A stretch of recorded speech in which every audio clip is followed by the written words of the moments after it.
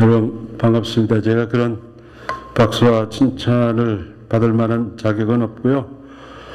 저희 교회를 사랑하는 마음, 그 마음은 지금도 변함이 없습니다. 41년 전 5월 달에 데스플레인스 한인교회로 교회가 시작될 때 저희 장인어른께서 자녀들을 묘교에다가 두시고 여기서 목회할 생각이 전혀 없으셨습니다. 고향에 가서 이제 나머지 인생 친족들 복음 전도하고 그런 일을 하시겠다고 했는데 저희들이 다니던 교회에서 여러 가지 어려운 일이 생기면서 우리가 갈 교회가 없어서 저희들이 아버님께 요청을 했습니다. 아버님, 저희 자녀들을 위해서라도 교회를 시작하십시오. 굳은 일을 우리가 다 하겠습니다. 근데 뭐 목사님이 하는 일과 제가 목사가 되보니까 목사님이 하는 일과 우리가 할 수 있는 일이 너무나 차이가 있는데도 그랬더니 아버님께서 기도하시고서 그럼 어디다 교회를 세워야 되느냐? 시카고 시내, 그때는 그 로렌스 에비뉴에 그 한인타운이 생기기 전입니다. 지금은 또 많이 또 없어졌던데 클락 에비뉴인가 거기에 아리랑마켓인가 하나 있고 그쪽으로 이제 교회들이 많이 있었는데 동료들과 후배 목사들이 있는데 나 들어가서 경쟁하고 싶지 않다. 그래서 기도하시던 가운데 이 서북부 쪽으로 눈을 돌리시고 그 전화번호 와이트 페이지를 찾아서 한인성을 가진 이름들 찾아보니까 한 300가구가 나왔습니다. 그리고 이 서북부에 그때 저희들 기억에는 유일한 교회가 펠로십 교회 하나밖에 없었습니다. 그리고 그 교회는 국제 결혼한 분들을 위해서 이렇게 세운 교회로 저희가 알고 그래서 여기라면은 교회를 세울 명분이 있다 하고서 그 300가구에다가 편지를 써서 보냈습니다. 그리고 반신 그 포스트 카드에다가 이 지역에 교회가 세워져야 할 필요가, 한인교회가 세워질 필요가 있습니까? 그런 질문, 그 다음에 예수님을 믿으십니까? 그리고 이 지역에 교회가 선다면은 이 교회에 나오실 용의가 있습니까? 그런 질문을 3개인가 해서 300통을 보냈습니다.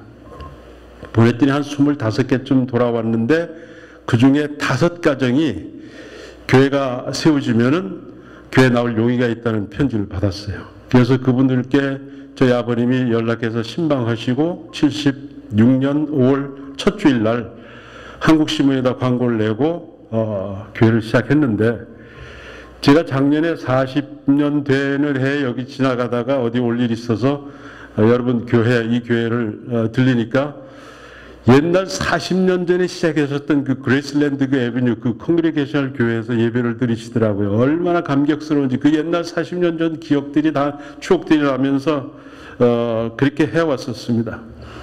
그래서 그 교회가 한 1년쯤 될 때 한 150명 정도로 성장을 했습니다. 그러니까 데스플레인 한인교회가 부흥한다. 서북부에도 교회가 된다. 그런 소문이 나면서 그 이후에 서북부로 교회들이 많이 들어오게 되었었습니다. 그래서 교회를 시작하는데 제가 이래봐도 이 교회의 첫 번 성가대 지휘자였습니다. 음악 전공도 안 하고 그랬는데 사람이 없으니까 뭐 청소도 하고 다 했었는데 이 소식을 저희 아버님께서 들으시고 사진 좀 올려주실래요? 저희 장인 장모님 50주년 때 그러니까 지금 70년이 지나셨는데 50주년 때 결혼 금혼식 축하연에서 찍으신 사진입니다. 근데 저희 장모님은 작년에 89세 연세로 하나님께서 부르셔서 소천하셨습니다. 소천하실 때 바로 소천하시기 전날 병원에서 하늘문이 열리시는 것을 보고 예수님을 만나고 그리고 예수님이 목이 막 마르신데 예수님 나 목말라요 그러니까 예수님께서 운물을 보여주셨어요. 운물을 보여주시고서 그 운물에 보니까 두레박이 없는 거예요. 근데 예수님 오셔서 두레박으로 물을 떠서 주시는 걸 마시시고서는 옆에 제 아내 큰딸과 둘째 딸이 있었는데 얘들아 이 예수님이 주시는 물을 우리 자손들에게 다 먹여야 된다. 그리고서 그 다음날 하나님 품으로 가셨어요. 그리고 저희 장인어른 지금 92세신데 양로원에 계신데 이 소식을 듣고 얼마나 기뻐하시는지 제가 꼭 모시고 오고 싶은데 건강상 제가 모시고 올 수가 없어서 제가 대신 그분의 기쁨과 축하와 감사의 말씀을 여러분 대신해서 드립니다. 그러시면서 요새 그 양로원에 계신 분들에게 만나는 사람마다 이 교회 자랑을 하고 계십니다. 그래서 건강 가운데 계신 여러분 생각나시면은 기도해 주시기를 바랍니다.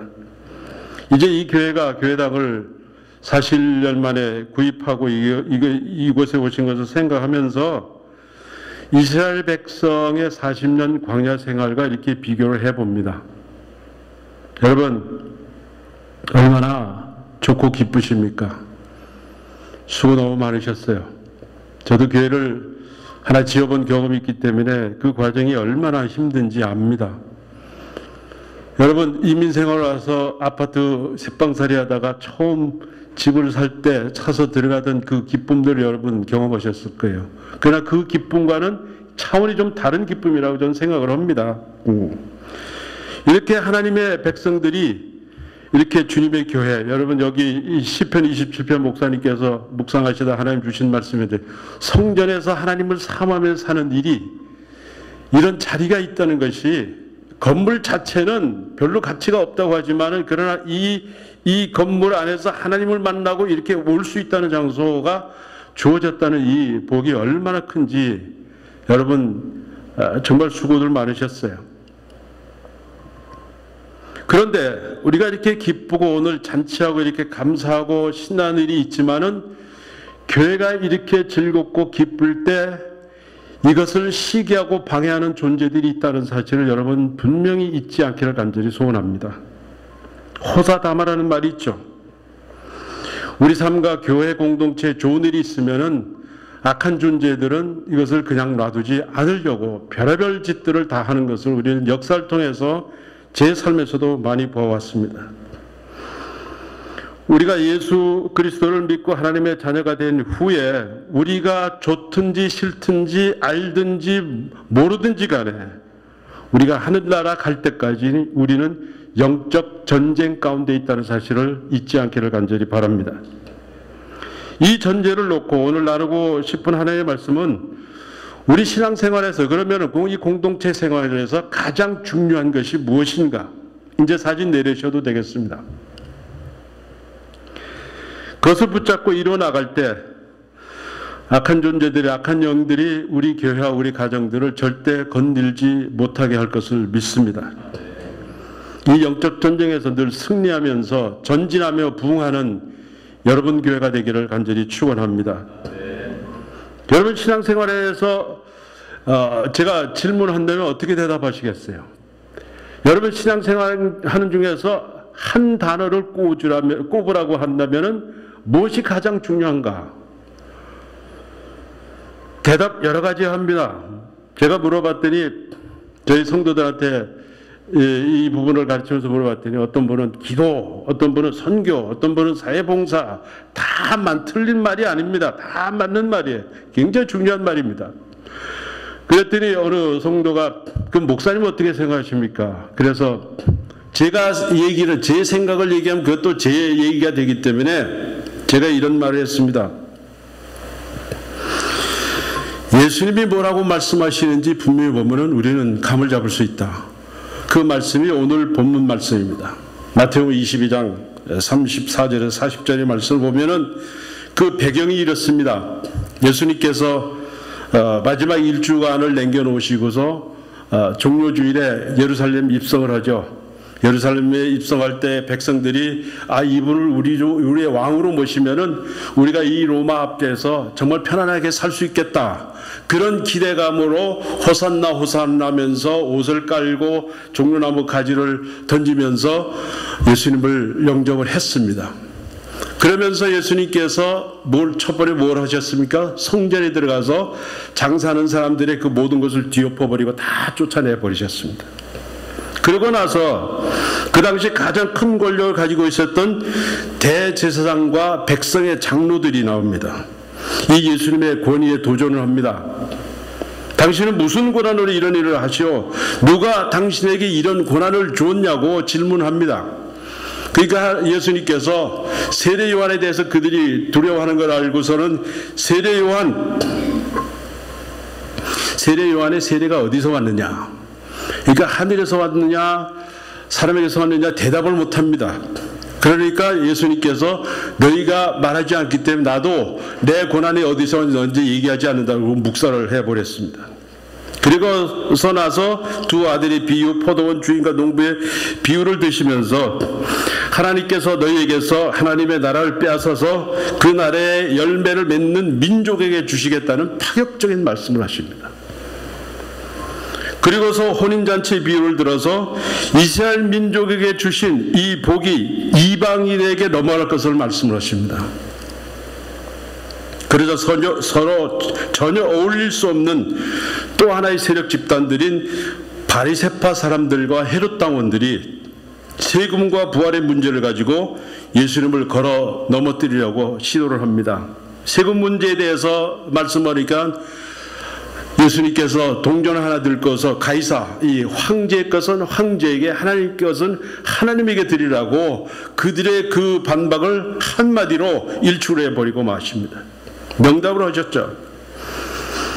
그러니까 같은 날 또 다른 집단의 바리새파 사람들과 앙숙인 사두개파 사람들이 부활의 문제에 관해서 어느 한 가정에 형제가 있었는데 그 형제들이 죽으면서 그 제일 큰 형의 아내 그 얘기를 하면서 부활에 관해서 질문을 합니다. 그러니까 하나님께서 하나님은 죽은 사람의 하나님이 아니라 산 사람의 하나님이라고, 살아있는 사람의 하나님이라고 한마디로 그들의 입을 다 닫아버리셨습니다.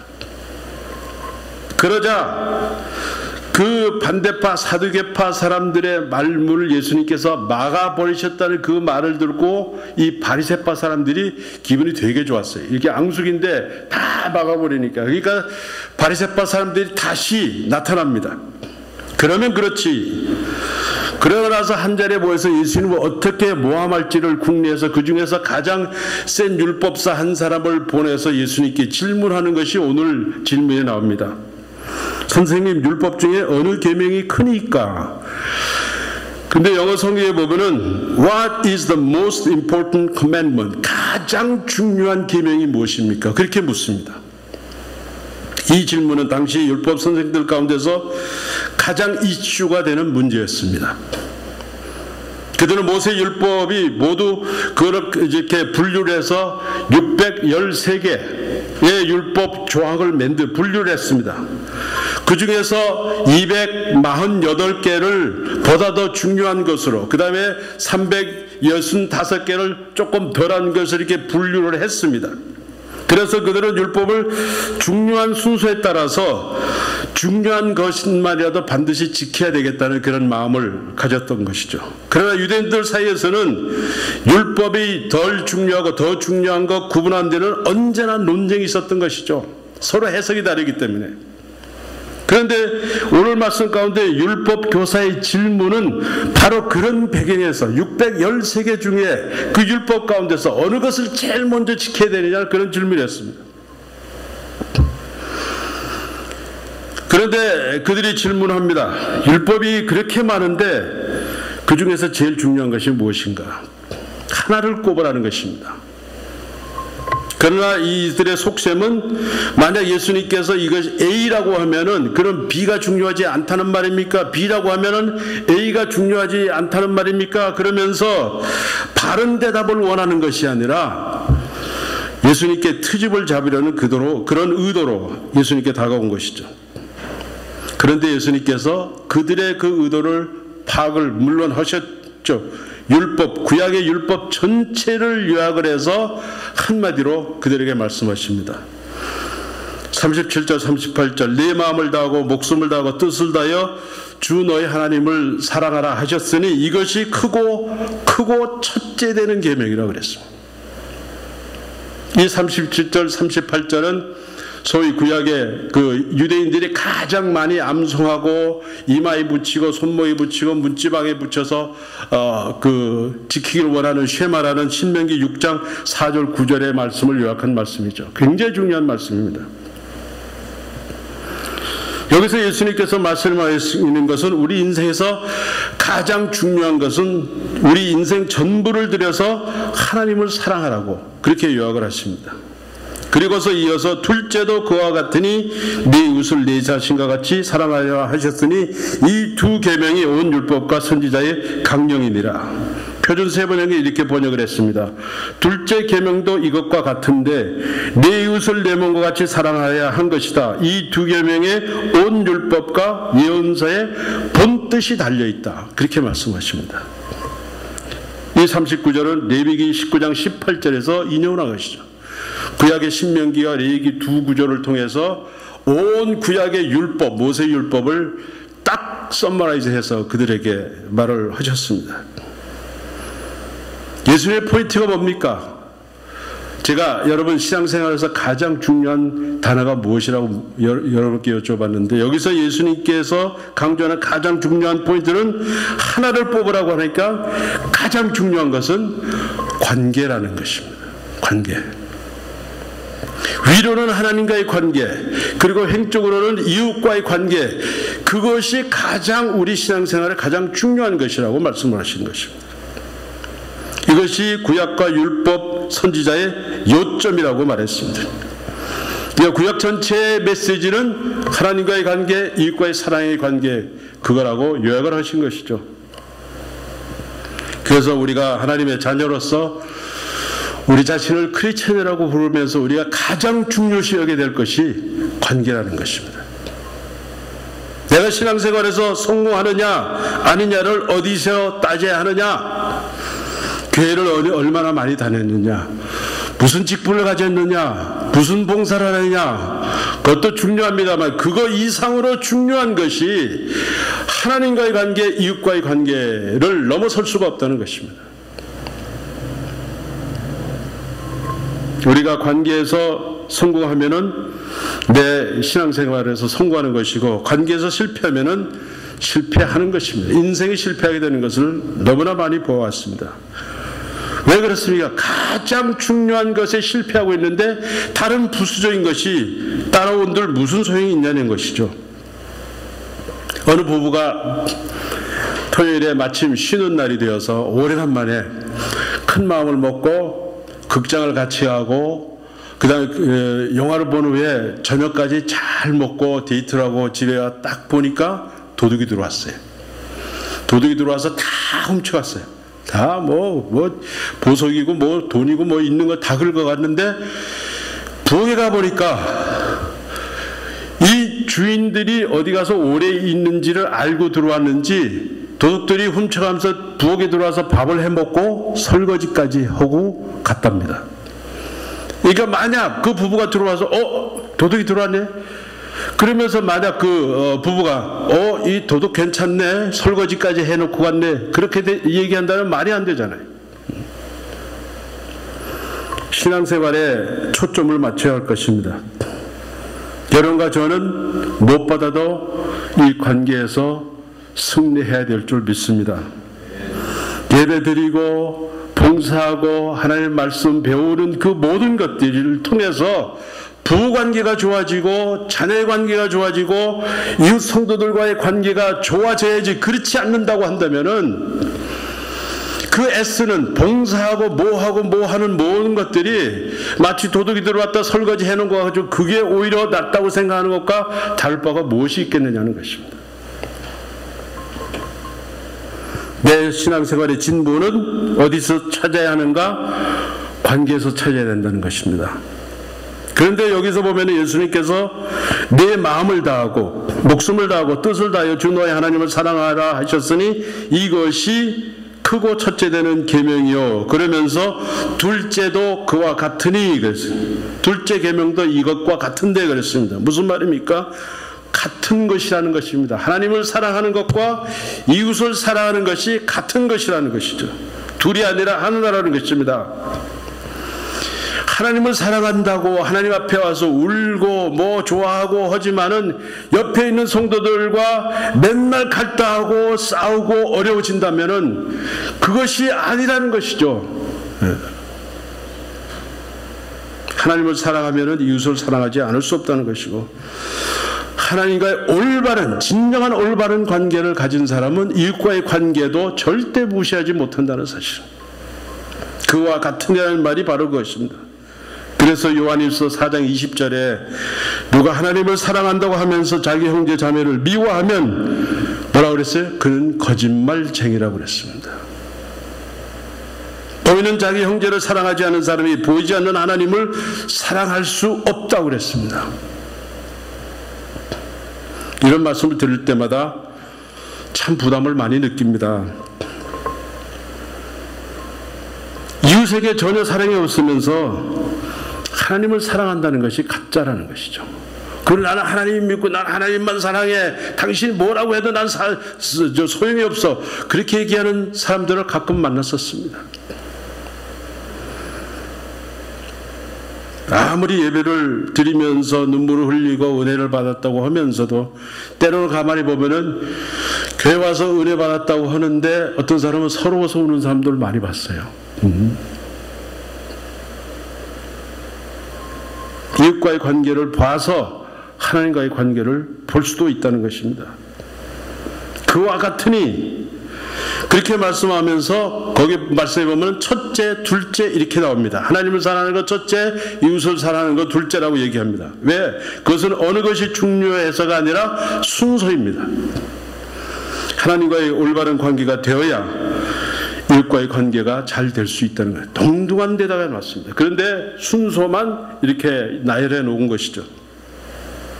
그런데 하나님을 사랑하는데 어느 정도 해야 되는가? 내 마음 다하고 목숨 다하고 뜻을 다해서 하는 것이 첫째 계명이라고 그랬습니다. 그런데 이 말씀을 들을 때 여러분 어떤 느낌이 듭니까? 하나님을 사랑하되 마음 다하고 목숨을 다하고 뜻을 다해서 사랑해야 된다고 할 때 어떤 느낌이 듭니까? 저는 이 말씀이 너무너무 어려웠어요. 첫 번째 신앙생활을 할 때. 처음에 그냥 넘어갔는데 주님 뜻대로 살아야 되겠다고 생각하면 생각할수록 자꾸 걸립니다. 그랬었습니다. 두 가지 느낌이 듭니다. 첫째는 절망감이었습니다. 헌금해라, 시간 내라, 뭐 교회 봉사 많이 해라, 그런 거 하면 하겠는데 마음과 뜻과 목숨 다 해서 하나님을 사랑하라고 하십니다. 어디까지 마음을 다하고 목숨을 다하고 뜻을 다해야 되는지 감이 안 잡히는 거예요. 그것이 첫째라고 하셨는데 나는 가망이 없구나, 그런 생각이 많이 들었었습니다. 그런데 두 번째는 그렇게 생각하다 보니까 속에서 이렇게 화가 나기 시작합니다. 하나님 너무하십니다. 저한테 마음 빼놓고 목숨 빼놓고 뜻 빼놓으면 저한테 남는 게 뭐가 있습니까? 정말 이 세상에 이렇게 자기 중심적인 분이 어디 있는가, 그런 생각을 하게 됐습니다. 11조 바쳐라, 교회 참석해라 하면 하겠는데 도대체 마음조차 뜻조차 목숨까지 다해서 당신을 사랑하러 가시는 분은 도대체 어떤 분이신가? 그렇게 생각하니까 이건 말도 안 되는데, 할 수도 없는 거 하라고 하는데 도대체 이게 말이 됩니까? 속에서 이렇게 화가 나는 그런 느낌을 느꼈어요. 그러나 지금도 그대로 살려고 노력을 하고 성령에 의지하지만은 이 계명을 주신 이유를 알게 되니까 그제서야 그런 감정들이 내려가기 시작했습니다. 여러분, 하나님께서 우리에게 뭘 하라고 말씀하실 때는 두 가지로 저는 요약이 된다고 생각을 합니다. 첫째는 하나님의 성품이 그러시기 때문에 그렇습니다. 내가 거룩하니 너희도 거룩하라. 하나님이 거룩하시기 때문에 우리 보고 거룩하라고 하시는 것이죠. 첫째는 하나님의 성품이 그러시고, 둘째는 이미 하나님께서 그렇게 하시기 때문에 우리 보고 그렇게 하라고 하시는 거예요. 7번씩 70번 용서해라. 쉽지 않은 말이죠. 끊임없이 용서라는 말이죠. 왜?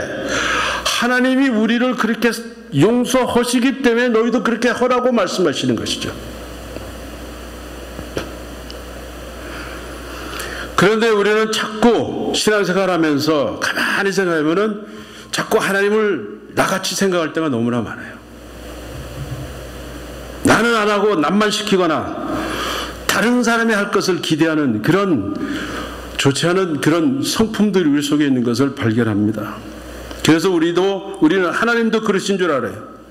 하나님께서 우리에게 마음과 목숨과 뜻을 다해 사랑하라고 하시는 것은 하나님께서 이미 우리에게 마음과 뜻과 목숨을 다해서 사랑하셨기 때문에 그렇게 하신 것입니다.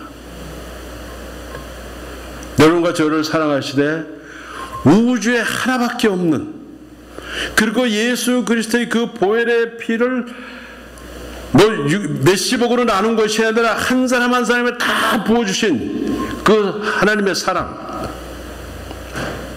죄로 인해서 지옥 구덩이에 던져질 수밖에 없는 우리들을 십자가의 그 고초를 통해서 우리를 살려주시고 그 죄에서 우리를 사해 주시고 다시 부활하셔서 영원히 살 수 있는 그 엄청난 복. 여러분, 한 대상을 향해서 목숨을 버려서 사랑하는 것 이상 사랑할 수는 없는 것을 우리가 압니다. 여러분이 아무리 아내를 사랑하고 남편을 사랑하고 자녀를 사랑한다고 해도 목숨을 바쳐서 사랑하지 않는다면 그 이상 사랑할 수가 없는 것이죠.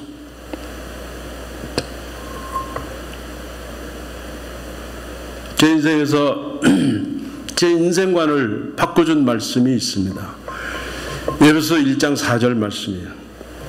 3절부터 찬송하리로다 하나님 곧 우리 주 예수 그리스도의 아버지께서 그리스도 안에서 하늘에 속한 모든 신령한 복을 우리에게 주시되, 4절에 보면 곧 창세 전에 그리스도 안에서 우리를 택하사 우리로 사랑 안에서 그 앞에 거룩하고 흠이 없게 하시려고 그 기쁘신 뜻대로 우리를 예정하사 그랬습니다.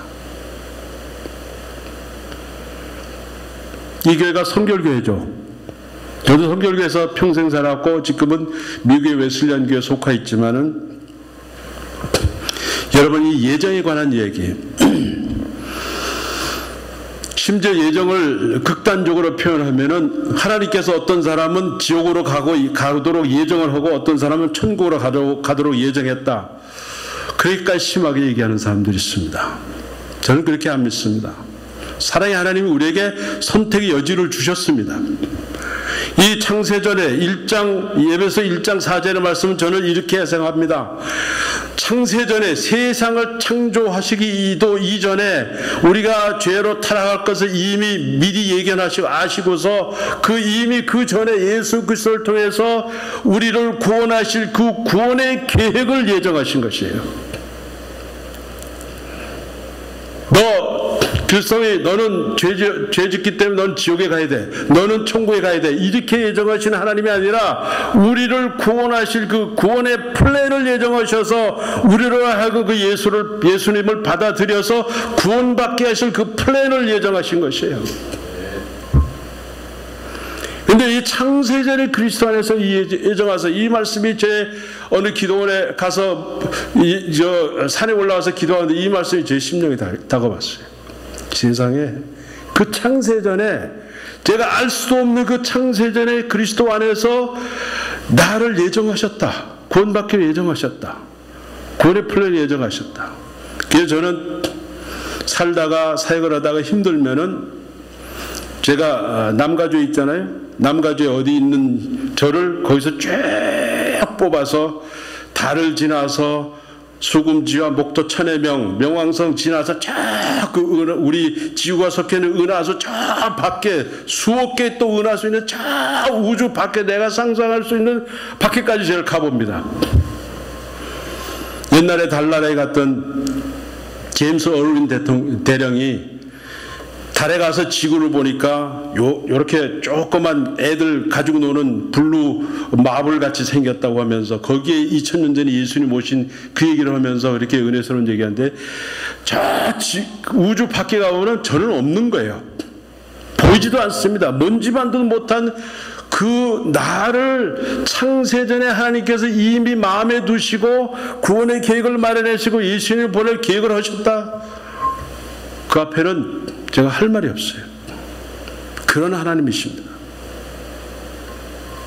내 마음을 다하고 내 목숨을 다하고 내 뜻을 다하여 사랑하라고 하신 말씀을 정리하면은 세 가지로 간단히 정리하고, 첫째는 의지적으로 사랑하라는 것입니다. 사랑은 감정이 있지만은 사랑은 감정으로 하는 것이 아니라 의지적으로 하는 것이죠. 주님께서 말씀하십니다. 내 마음을 다하고 목숨을 다하고 뜻을 다하여. 여러분, 결혼 생활 저 45년을 했는데 맨날 좋은 날 아니죠. 어떤 때는 감정도 다 사라져 버립니다. 그런데 하나님 앞에, 사람들 앞에서 내가 약속을 했기 때문에 의지적으로 사랑하는 것이죠. 그 의지가 빠지면은 사랑 감정만 나오면은 살 수가 없는 것입니다. 사랑할 감정이 없어도, 사랑할 뜻이 없어도 하나님이 명령을 하시니까 사랑하라는 것이죠. 요한복음 13장 34절에 이제 나는 너에게 새 계명을 준다. 서로 사랑하여라. 하나님께서 주님께서 명령하셨어요. 내가 너희를 사랑하는 것 같이. 그거 보세요. 하나님이 우리를 그렇게 사랑했기 때문에 우리를 보고 사랑하라는 것이죠. 너희도 서로 사랑하라. 그래서 사랑할 마음이 전혀 생기지 않고 용서할 마음이 전혀 없어도 의지적으로 사랑의 말, 용서의 말을, 그리고 용서의 손길을 내가 먼저 내밀어야 한다는 것입니다. 이건 결코 위선된 마음이 아니라고 저는 믿습니다. 사랑하라는 하나님의 말씀에 의지적으로 순종하는 것이죠. 그 다음에 구체적으로 해라는 것입니다. 네 이웃을 내 몸과 같이 사랑하라. 내 몸을 지극한 관심을 가지고, 조금은 어디 찔려도 아픈데 그런 마음으로 이웃을 사랑하라고 말씀하십니다. 여러분, 요한복음을 보면은 예수님을 한 여인이 너무나 사랑했기 때문에 옥합을 와서 그 향유를 깹니다. 성경학자들이 하면은 그녀가 결혼하기 위해서 결혼 자금으로 모았던, 그러니까 1년 이상 노동 품삯으로 해서 겨우 얻을 수 있는 그 값진 것을 예수님의 그 장례 준비하는 그분이 그걸 정확히 알았는지 모르지만은 그걸 다 깨서 예수의 발을 씻고 예수님을 예배했습니다. 그때 가룟 유다가 이 향유 300데나리온에 팔아서 가난한 사람들에게 주지 말고 왜 이렇게 낭비하는가, 그런 말을 합니다. 가룟 유다의 말이 그냥 들으면 굉장히 멋져 보입니다. 하지만 막연한 말 결코 사랑이 아닙니다. 그것은 사랑으로 포장된 질투거나 자기 과시일 뿐입니다. 자기 변명일 뿐이죠. 그래서 사도 요한은 권면합니다. 누구든지 세상 재물을 가지고 있으면서 자기 형제 자매의 궁핍함을 보고도 마음의 문을 닫고 도와주지 않으면 어떻게 하나님의 사랑이 그 속에 머물겠느냐 그랬습니다. 자녀된 이 여러분, 우리는 말이나 혀로만 사랑하지 말고 행동과 진실함으로 사랑하자고 말씀하셨어요. 구체적인 희생이 따른다는 것이죠. 그 다음에 세 번째, 오늘 말씀의 메인 포인트라고 저는 생각합니다. 그분의, 하나님이 부어주시는 그 사랑으로 사랑해야 된다는 것입니다. 신앙생활을 하면서 우리는 자주 하나님과의 관계가 잘 되지 않는데, 그거는 등한시하면서 이웃과 좀 잘해보려고 애를 쓸 때가 많이 있습니다. 제 결론은 우리 인간은 우리의 힘으로는 이웃을 온전히 사랑할 수가 절대 없습니다. 그런 능력이 결여되어 있습니다.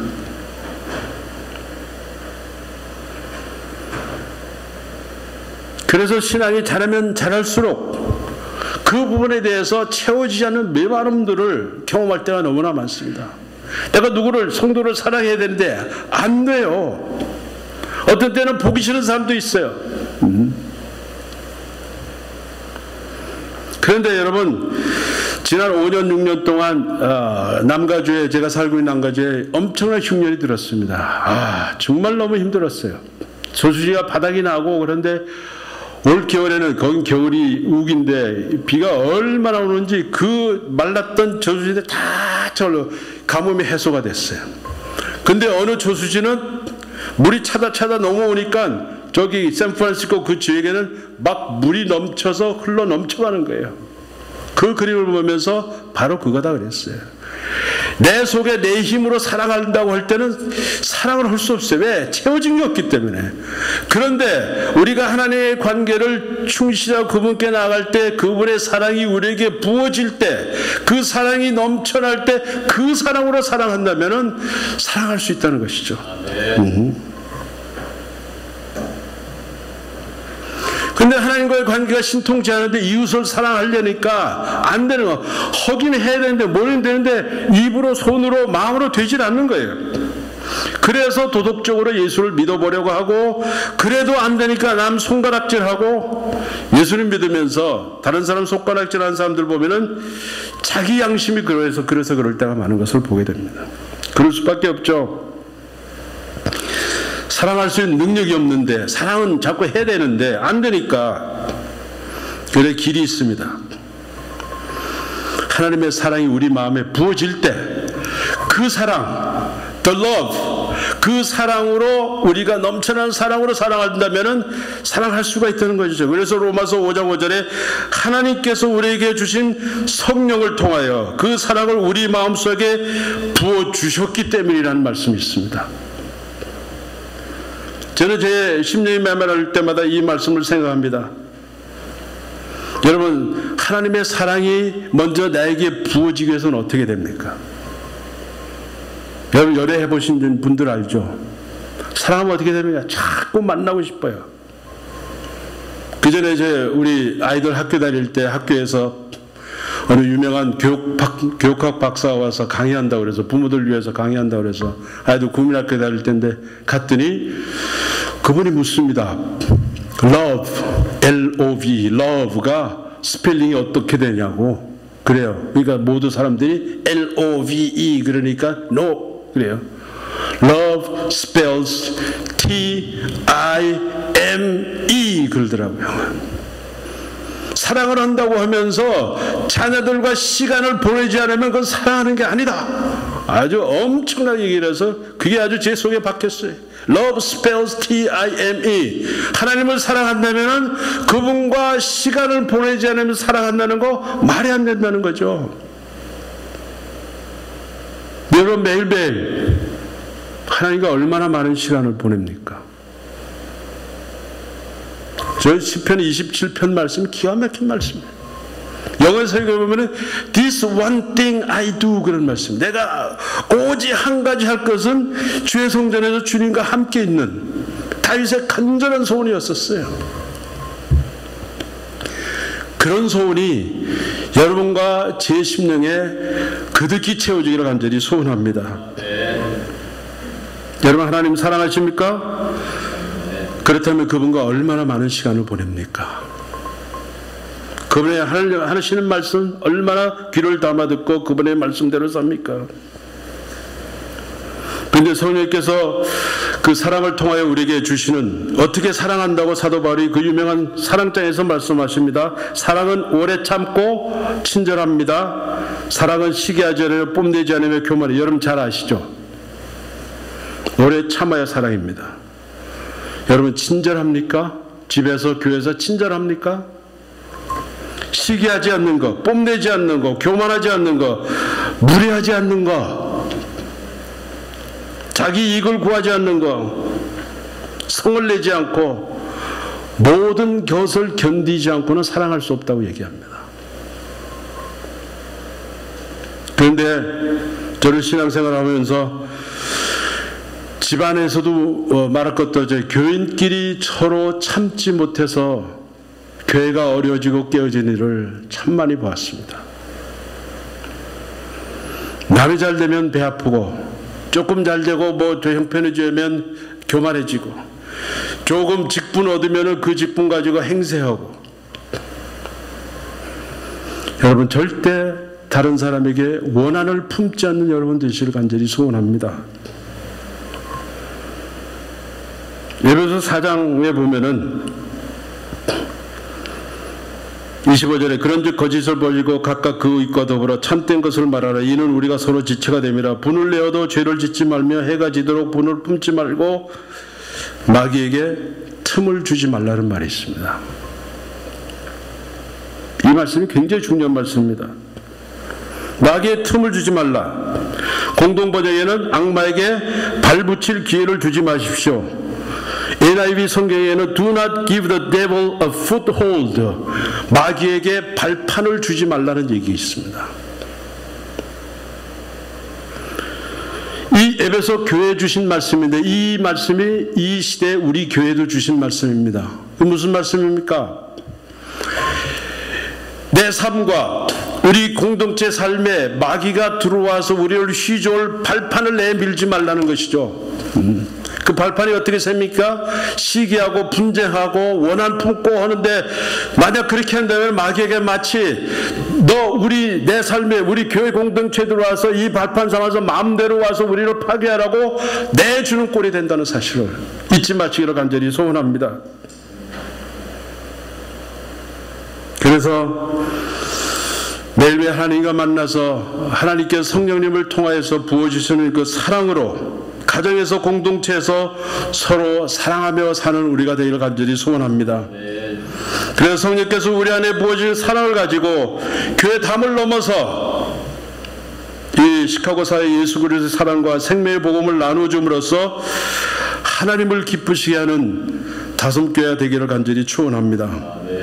여러분 한 말씀 더 합니다. 히브리서 10장 24절 25절에 보면 서로 돌아봐 사랑과 선행을 격려하며 모이기를 피하는 어떤 사람들의 습관과 같이 하지 말고 오직 권하여 그 날이 가까워 볼수록 더욱 그리하자 그랬습니다. 그 격려한다는 말이 이렇게 사람들을 세워주고 이렇게 격려 그 말대로 이렇게 힘을 불어주고 칭찬하고 그런 말씀도 있지만 원어에 보면은 바늘로 찌른다는 말도 있습니다. 바늘로 찌른다. 여러분 이렇게 귀한 공동체를 세웠습니다. 이런 건물도 하나님께서 주셨습니다. 기적적인 여러 가지 일들 통해서 주셨는데 이제 만약 이 공동체 안에서 서로 사랑하고 살다가 떨어져 나가는 사람이 혹시 있으면은 그런 사람을 가서 그냥 내버려 두지 말고 바늘을 찔러서라도 공동체 안으로 들어오게 하라는 거예요. 왜? 그 날이 이제 예수 그리스도께서 오실 날이 너무 가까웠습니다. 혹시 내년에 오실런지도 모르겠습니다. 너무 가까운 이때에 한 사람이라도 놓치지 말고 서로 격려해서 바늘을 찔러서라도 공동체에서 떠나지 않도록 믿음을 잃지 않도록 그런 사랑의 그런 은혜를 베푸시는 여러분 되시기를 간절히 소원합니다.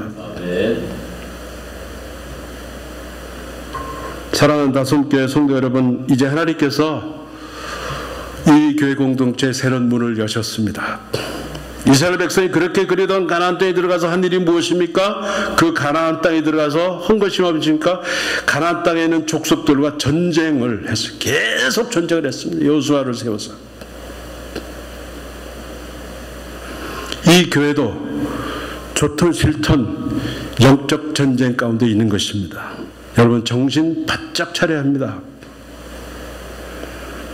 여러분의 교회가 추구하는 핵심 가치를 제가 여러분 웹사이트에서 봤습니다. 첫째, 하나님께 영광을 돌리는 것을 최고 최선의 가치로 삼는다. 모든 것을 그리스도의 사랑으로 행하는 것이다. 십자가의 복음으로 생명을 구하는 것. 기가 막힌 핵심 가치죠. 이런 핵심적인 가치들이 온전히 이루어지는 여러분 삶에서 이 교회에서 이루어지는 교회가 되기를 축원합니다. 여러분 먼저 하나님을 사랑하고 그리고 그 성령 하나님께서 부어주시는 그 사랑으로 교회 가족들을 사랑하고 시카고 지역의 주님 모르는 사람들을 사랑하고 더 나아가서 선교를 통하여서 열방을 사랑하고 섬기는 선교적인 디아스포라 교회로서 사랑의 선교 공동체가 되시기를 주님 이름으로 축원합니다. 기도하시겠습니다. 하나님 우리에게는 다른 사람을 사랑할 힘이 없습니다. 때로는 내 피부치 가족도 사랑하기 힘든 때가 있습니다. 근데 하나님께서는 내 마음을 다하고 목숨을 다하고 뜻을 다해 주 너의 하나님을 사랑하라 하셨으니 그것이 크고 첫째 되는 계명이라고 하셨습니다. 순간순간 매일매일 하나님과 대화하고 주신 말씀 묵상하며 그 말씀에 순종할 때 성령 하나님께서 그 하나님의 사랑을 저희들에게 부어주실 줄 믿습니다. 성령 하나님 저에게 사랑을 부어 주시옵소서. 성령님께서 부어주실 그 사랑으로 하나님을 더욱 사랑하고 이웃을 사랑하게 하시옵소서.